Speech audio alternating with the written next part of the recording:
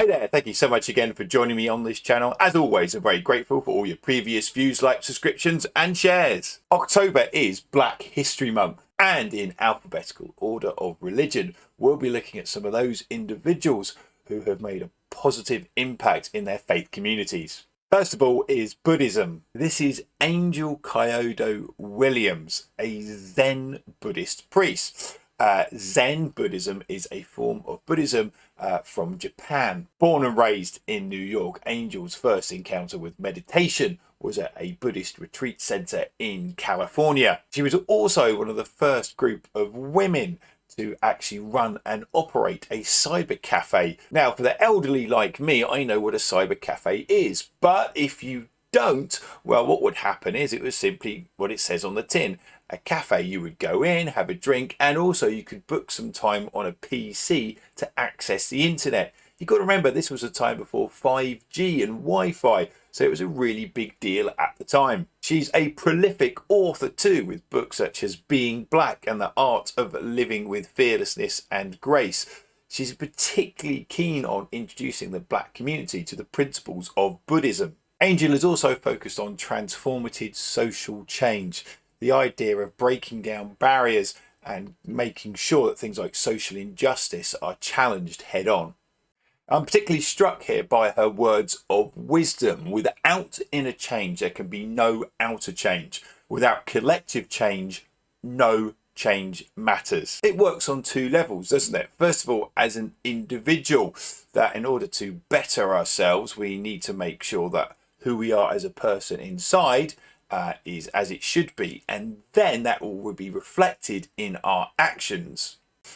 But also in terms of changing society, it takes more than one person to do that. Networks need to be formed, politicians convinced, volunteers found, campaigns assembled. So it really is about making sure that people can work together too. Next, it's Christianity. This is T-Day Jakes, or Thomas Dexter Jakes.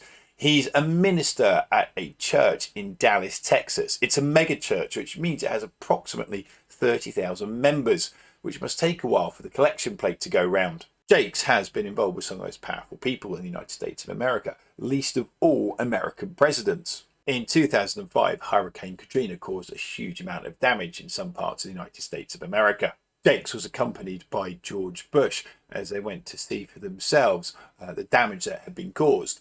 At Barack Obama's inauguration, he was involved in helping to lead the morning prayer service. And Oprah Winfrey has recognised him as one of the most influential and inspirational visionary leaders in her Super Soul 100 list. Social justice is an important part of his ministry. On over 400 acres of land in Atlanta, Jakes is seeking to build a community where things such as affordable housing for those marginalised in society can actually have a home. In his words, he's looking to bridge economic voids in urban America. Some words of wisdom from Jakes. It is your passion that empowers you to be able to do that thing you were created to do. As a Christian, he's obviously referring to the fact that Christians believe that humanity is made in the image of God.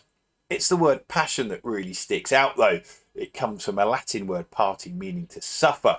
And that, when you have an enthusiasm for something, a goal, something you really strongly believe in, it's not always going to be an easy ride. Let's have a look at a religious pioneer in the Hindu faith.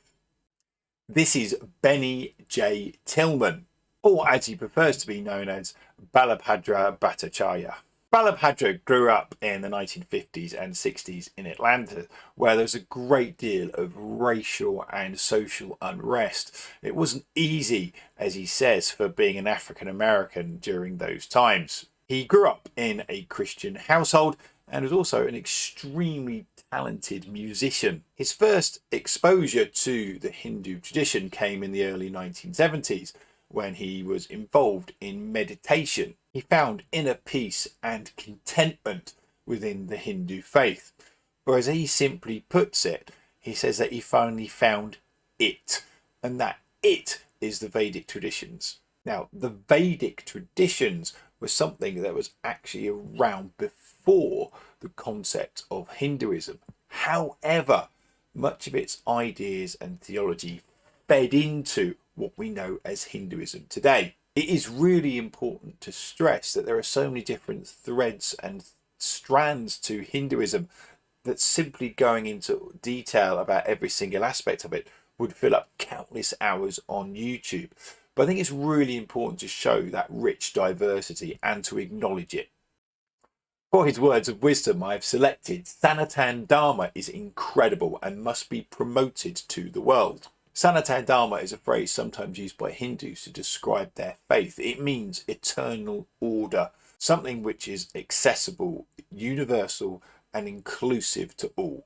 Let's have a look at a religious pioneer in Islam. This is Ibtihaj Muhammad, the first Muslim American woman to win a medal at the Olympic Games. Raised in New Jersey and part of a Muslim family, Ibtihaj studied at Duke University, where she graduated with a dual bachelor's degree in international relations and African American studies. It was at the 2016 Summer Olympics in Rio where Ibtihaj won a bronze medal in the team event in fencing. Ibtihaj has helped to shatter glass ceilings and break down prejudices when it comes to perceptions of women, race, and of course religion. Her words of wisdom are very powerful. Don't carry around the hurtful words that others say. Drop them. They are not yours to keep. They belong only to those who said them. Absolutely inspiring and a reminder of the mental toughness that she needed to have in order to achieve so much in her chosen sport. Let's have a look at Judaism's religious pioneer. This is Tiferet Berenbaum. Berenbaum's journey to Judaism is an interesting one. When she was just 11 years old, she was already observing the day of rest, the Shabbat, despite the fact that she was going to a Roman Catholic school. And when she was younger, she couldn't quite understand why, from her viewpoint, the Bible stories seemed to be being told in the wrong order. It wasn't until she attended university that she realised that actually she had been effectively following Jewish practices. She decided to follow the faith more seriously, and there's a lovely moment where she talks about how she phoned her mum to let her know that she was Jewish. Her mother's response was, "We always knew you were Jewish." She even decided to follow the pathway of being in leadership and became ordained as a rabbi. I was struck by these words by Berenbaum for the words of wisdom. She says this: Judaism is a religion of action, and that is not a secret. It's our spiritual heritage. You have to go outside the synagogue and make a difference.